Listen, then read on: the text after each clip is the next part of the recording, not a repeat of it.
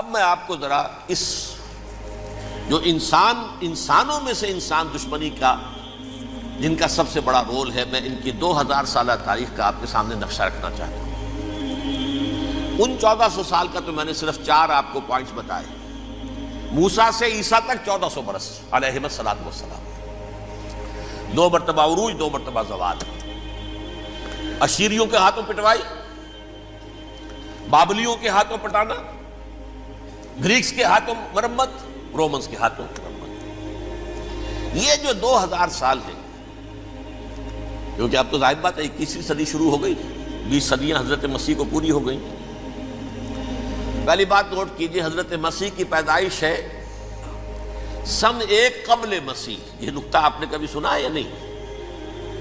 جب ملینیم کا سلسلہ شروع ہوا تھا پچھلے سال، تو میں نے بیان کر دیا تھا کہ ایک عجیب حساب کے اندر انہوں نے غلطی کی ہوئی ہے۔ حضرت مسیح کی پیدائش ہوئی 25 دسمبر کو، سن انہوں نے شروع کر دیا، اس کے بعد جنوری آئی تو پہلا سال شروع ہو گیا۔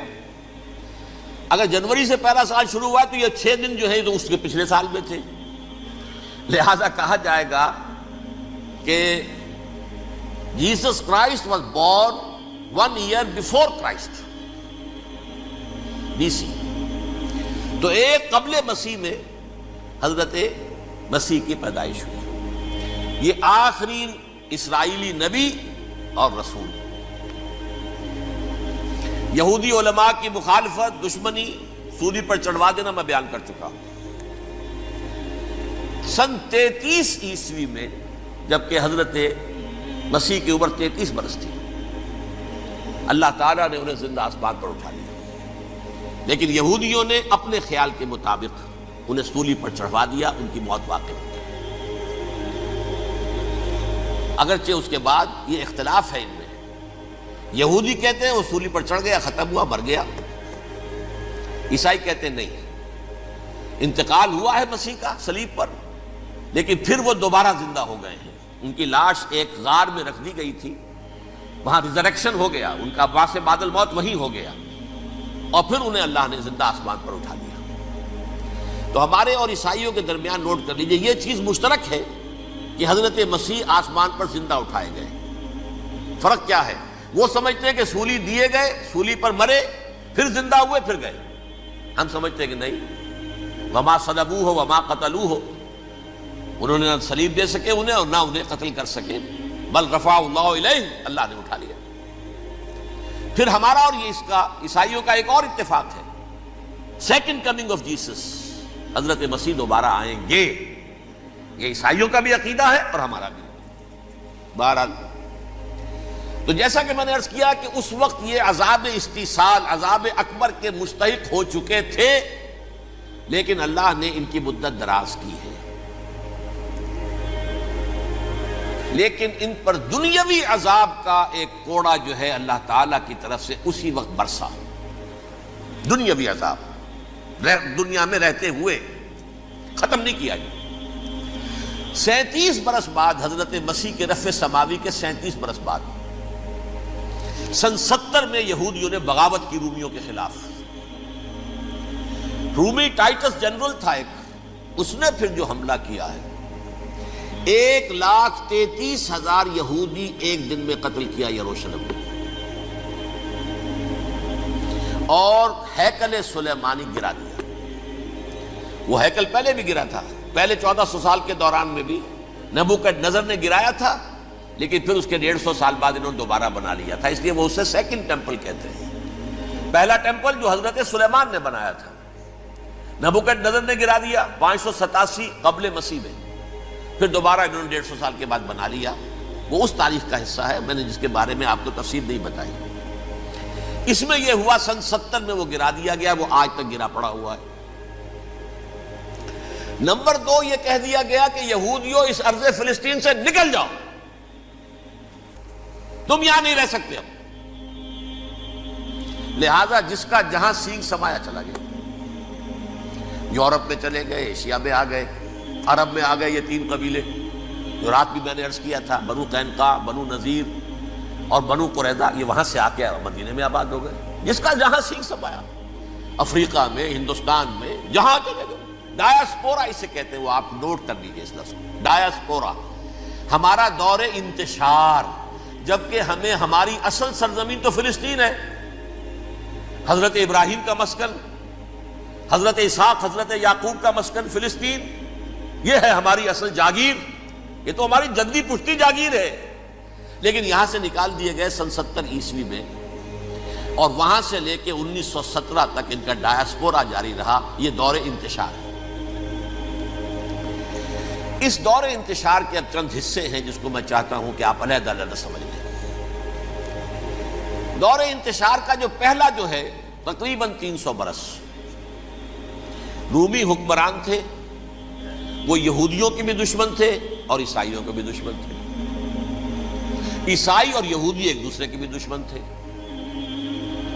لیکن رومی سمجھتے تھے کہ یہ ایک ہی تھیلی کے چٹے بٹے ہیں۔ رومیوں کے نزدیک عیسائی بھی یہودیوں ہی کا ایک فرقہ تھے، کوئی علیحدہ مذہب تو تھا ہی نہیں۔ لہذا رومی جو ہیں رومنز، وہ ان دونوں کو ستاتے تھے، مارتے تھے، اور یہ آپس میں لڑتے تھے۔ یہودی عیسائیوں کو مارتے تھے، عیسائی یہودیوں کو مارتے تھے۔ یہ ہے 300 برس تک کی تاریخ۔ سن 300 عیسوی میں کیا ہوا؟ ایک معجزہ ہو گیا۔ بہت عظیم ایمپرر کانسٹینٹائن، قسطنطین اعظم، رومن ایمپررز میں سے بہت بڑا ایمپرر، وہ عیسائی ہو گئے۔ اب تو معاملہ بالکل تلپٹ ہو گیا، پوری سلطنت عیسائی ہو گئی۔ اب عیسائیوں کے عیش ہو گئے اور یہودیوں پہ مار پڑنی شروع ہوئی۔ اب عیسائیوں کا آپ خود سوچئے کہ جنہیں وہ خدا بنا بیٹھے ہیں، خدا کا بیٹا قرار دے رہے ہیں، ان کے قاتل کون؟ یہودی بدماش۔ لہذا ان کی وہ پٹائی شروع ہوئی ہے یورپ میں، پوری رومن امپائر میں انہیں ذلیل کیا گیا۔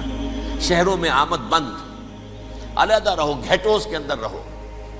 یہودی کا نام جو ہے وہ گالی بن گیا، جیسے آج بھی یہودی گالی کہتے ہیں، جیسے خنزیر کا لفظ۔ آخر وہ بھی اللہ کی مخلوق ہے، لیکن آپ کو معلوم ہے کوئی شخص زبان پر نام نہیں لانا چاہتا خنزیر کا، سور کا، ہے تو مخلوق، وہ بھی ایک حیوان ہے۔ ایسے ہی یہ ہے یہودی گالی، جیو گیوٹ گالی۔ لہذا ایک طرف تو ان دونوں کے درمیان دشمنی، جس کو قرآن کہتا ہے وَأَغْرَيْنَا بَيْنَهُمُ الْعَدَاوَةَ وَالْبَغْضَاءَ، ہم نے ان کے مابین دشمنی جو ہے پیدا کر دی ہے۔ اور جب یہ پوری سلطنت عیسائی ہو گئی تو قافیہ تنگ ہو گیا یہودیوں کا۔ اب آئیے 571 عیسوی، یعنی جبکہ ڈایاسپورا کو کتنا عرصہ ہو چکا تھا؟ 500 برس۔ سن 70 سے شروع ہوا ڈایاسپورا، جب ٹائٹس نے گرایا ہے ہیکل کو اور نکال باہر کیا انہیں فلسطین سے، بھاگ جاؤ یہاں ایک یہودی بھی نہیں رہے گا، فلسطین سے نکال دیے گئے۔ اس کے پورے 500 برس بعد سن 571 عیسوی میں حضور کی پیدائش ہوئی، ولادت با سعادت محمد الرسول اللہ صلی اللہ علیہ وسلم۔ 610 میں آپ پر وحی کا آغاز ہوا، لیکن حضور کے ساتھ ان کا معاملہ کیا رہا؟ اول تو جبکہ حضور ابھی مکے ہی میں تھے، یہودیوں نے ریشہ دوانیاں شروع کر دی حضور کے خلاف۔ قریش مکہ کو سکھاتے تھے، پڑھاتے تھے، ان سے یہ پوچھو، ان سے یہ پوچھو، انہیں اس طرح تنگ کرو، ان سے یہ امتحان لو، یہ آپ کے علم میں ہے۔ سورہ بنی اسرائیل میں، سورہ کہف میں وہ سوالات، جو امتحانی سوالات آئے تھے، ذوالقرنین کون تھا، اصحاب کہف کون تھے، تم رسول بنے پھرتے ہو تو بتاؤ، اور یہ روح کی حقیقت کیا بتاؤ۔ یہ ساری ریشہ دوانیاں کر رہے تھے بیٹھے ہوئے، ابھی وہیں پر حضور ابھی پہنچے بھی نہیں۔ ہجرت فرما کر حضور تشریف لے آئے تو حضور نے، جسے ماسٹر سٹروک کہا جائے گا، یعنی اسٹیٹس مین شپ کا ماسٹر سٹروک، آپ نے مدینے میں آتے یہودیوں کے ساتھ پیکٹ کر دیا، جوائنٹ ڈیفنس پیکٹ آف مدینہ، کہ اگر مکے والے ہم پر حملہ کریں گے تو ہم مل جل کر ایک قوم کی حیثیت سے مقابلہ کریں گے۔ یہ میثاق مدینہ کہلاتا ہے، جس کے بہت غلط معنی پہنائے جا رہے ہیں آج کل۔ بہرحال میں موضوع میرا چونکہ یہ نہیں، میں ادھر نہیں جاؤں گا، لیکن ہوا کیا؟ ہر مرتبہ یہ خیانت کے مرتکب ہوئے، ان نے جو عہد کیے تھے ان سے پھرے، اندر ہی اندر سازش، ریشہ دوانی، حضور کی بدترین دشمنی۔ سورہ نساء کی آیت نمبر 12 میں 13 میں فرمایا ہے لا تزال تطلع علی خائنۃ منہم، اے نبی ہمیشہ آپ کے علم میں ان کی طرف سے خیانتیں، بددیانتیاں آتی رہیں گی۔ اور بار بار وہ مسلسل جنگ کی آگ بھڑکاتے تھے، قریش کو دعوت دیتے، آؤ آؤ آؤ ہم اندر سے بغاوت کر دیں گے، تم آؤ تو صحیح، ختم کریں محمد کو اور اہل ایمان کو صلی اللہ علیہ وسلم ورضی اللہ تعالی عنہم اجمعین۔ لیکن پھر جب وہ آتے تھے تو یہ دبک جاتے تھے، ان میں ہمت نہیں تھی، میدان کے مرد نہیں رہے تھے۔ یہ سورہ حشر میں ان کا نقشہ کھینچا گیا ہے، کھلے میدان میں مقابلے کی اس کے اندر صلاحیت ہی نہیں ہے۔ یہ تو فصیلوں کے پیچھے سے، جیسے عورتیں کہیں دیہات میں لڑائی ہوتی ہے تو مرد جو ہے گلیوں میں لڑتے ہیں، عورتیں اوپر سے پتھر پھینکتی ہیں، بس وہ کام یہ کر سکتے تھے، من ورائے جدر، فصیلوں کے پیچھے سے، جنگ میں میدان میں نہیں آ سکتے۔ بہرحال قرآن مجید میں ہے یہ سورہ مائدہ کی آیت نمبر 64، کلما اوقدوا نارا للحرب اطفاها اللہ۔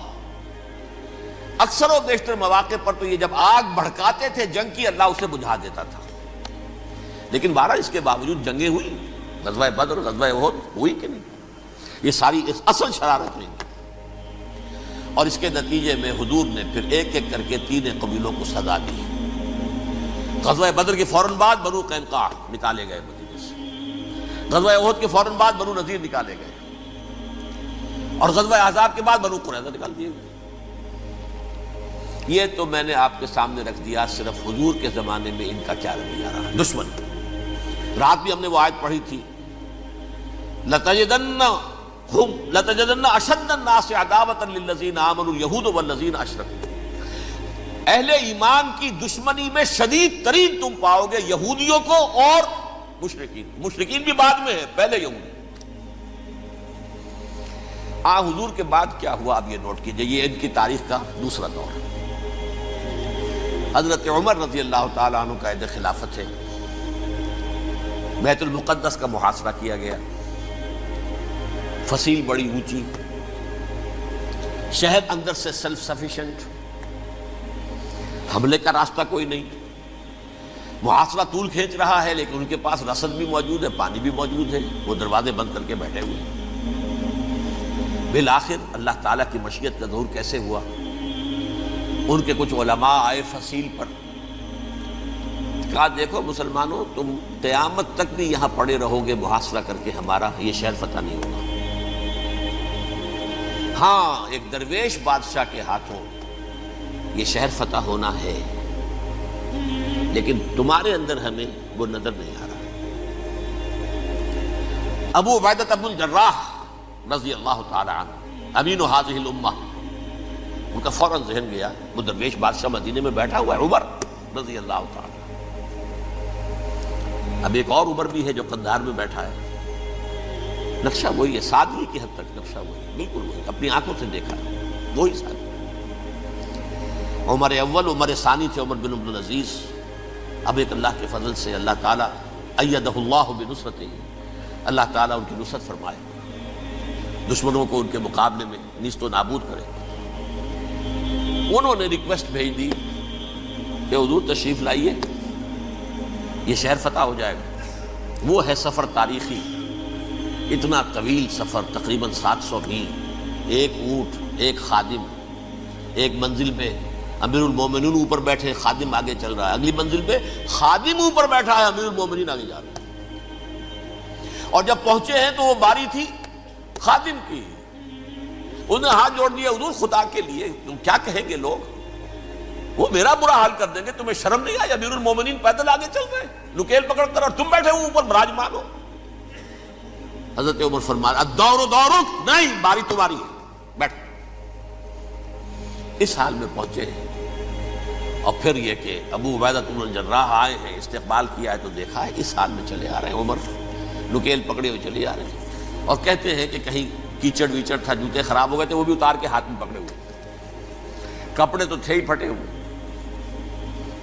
انہوں نے کہا بھی حضرت ابو عبیدہ نے، دیکھیے یہ بڑا متمدن ملک ہے، بڑا مہذب علاقہ ہے یہ، آپ ذرا حلیہ اپنا درست فرما لیں تب جا کے پیش ہم آپ کو کریں گے۔ آپ نے فرمایا نحن قوم اعزنا اللہ بالاسلام، ہم وہ قوم ہیں جنہیں اللہ نے عزت دی ہے اسلام کے ذریعے سے، کپڑوں کے ذریعے سے نہیں، دولت کے ذریعے سے نہیں۔ اسی حال میں گئے ہیں، اوپر سے انہوں نے کھڑے ہو کر نشانیاں دیکھی ہیں، اپنی کتابیں کھولی، ہاں یہ وہی ہے، اچھا لو جی سرنڈر، شہر تمہارے ہاتھ میں۔ خون کا ایک قطرہ نہیں بہا اور بیت المقدس فتح ہو گیا۔ لیکن اس وقت حضرت عمر نے ایک نرمی یہ کی کہ یہودیوں کے لیے بھی اسے اوپن سٹی قرار دے دیا۔ یہ احسان عظیم حضرت عمر کا، اس سے پہلے یہودی آ ہی نہیں سکتا تھا، داخل ہی نہیں ہو سکتا تھا، وہاں وہ آ کر وزٹ نہیں کر سکتا تھا، زیارت نہیں کر سکتا تھا اپنے مقدس مقامات کی۔ حضرت عمر نے یوں سمجھیے کہ تقریباً 550 برس کے بعد ان کے لیے راستہ کھولا ہے کہ ہاں تم آ سکتے ہو، زیارت کر سکتے ہو۔ لیکن یہ عیسائیوں نے لکھوایا معاہدے کے اندر، انہیں یہاں آپ آباد ہونے کی اجازت نہیں دیں گے، لیکن کم وزٹ دی پلیسز، دیکھیں زیارتیں کریں اور جائیں۔ یہ معاہدہ حضرت عمر کا ہے رضی اللہ تعالیٰ، جو پھر خلافت راشدہ کے بعد بنو امیہ نے بھی اس کو آرڈر کیا، بنو عباس نے کیا، پھر جو ہمارے یہ ترکوں میں اندر خلافت آئی تو ترک خلفاء نے بھی اس معاہدے کی پوری پابندی کی۔ فلسطین میں آ سکتے ہیں یہودی صرف زائرین کی حیثیت سے، وہاں آباد نہیں ہو سکتے۔ اب آئیے اگلا دور آیا حضرت عثمان کا دور خلافت۔ یہ ہے وہ وقت کہ اب یہود نے امت مسلمہ کی پیٹھ میں چھرا گھونپا۔ وہ کیسے؟ ایک یہودی عبداللہ ابن سبا اسلام کا لبادہ اوڑھ کر آ گیا، معاشرے کا جائزہ لے لیا، ان میں بنو ہاشم اور بنو امیہ میں جو پرانی کشاکش تھی اس کے کچھ نہ کچھ جراثیم باقی ہیں، اگر ان کو ذرا بھڑکا دے تو مسلمانوں میں انتشار پیدا ہو جائے۔ کہا یہ عثمان کون ہے؟ یہ تو بنو امیہ میں سے ہے، یہ حق تو بنو ہاشم کا ہے، خلافت ان کے پاس ہونی چاہیے، محمد کے تو رشتہ دار وہ ہیں صلی اللہ علیہ وسلم۔ عوام الناس کے اندر بات پھیلنی شروع ہوئی، پھر ایک بڑی سازش کے انداز میں حضرت عثمان کے خلاف پروپیگنڈا، حضرت عثمان کے جو عاملین تھے، گورنر تھے، ان کے خلاف پروپیگنڈا، اور ایسی ہوشیاری کرتے تھے کہ کوفے میں